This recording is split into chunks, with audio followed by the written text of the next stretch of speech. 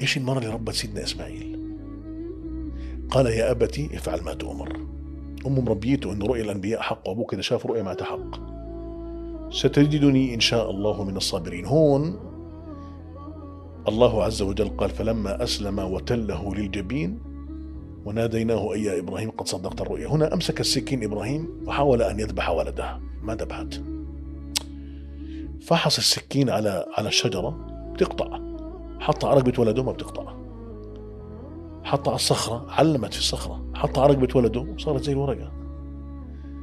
هنا الله عز وجل قال له قد صدقت الرؤيا. المراد الإلهي بيقولوا بعض أهل التفسير مش تذبح ولدك، الله ما بيحب هيك، ولكن مسموح لك تحب بقدر معين. ممنوع تحب أكثر من الله يا وسام، لا مرتك ولا نفسك ولا بنتك ولا مالك ولا ابنك. شوف اللي بيحب المال أكثر من الله بيظلم عشان المال، وبكذب عشان المال، وبسرق عشان المال، وبوكل ربا عشان المال.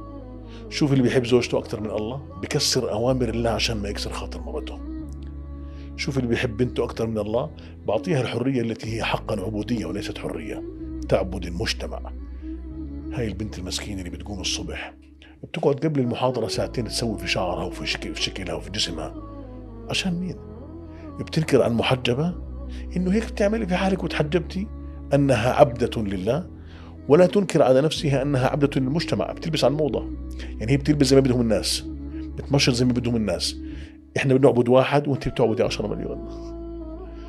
نحن نأتمر بأمر رب أمرنا لأجلنا، وأنت عم تأتمر بأمر مجتمع، مرة أصفر مرة أحمر مرة أخضر مرة أصفر لون وأصفر لون مرة أبصر. ليه؟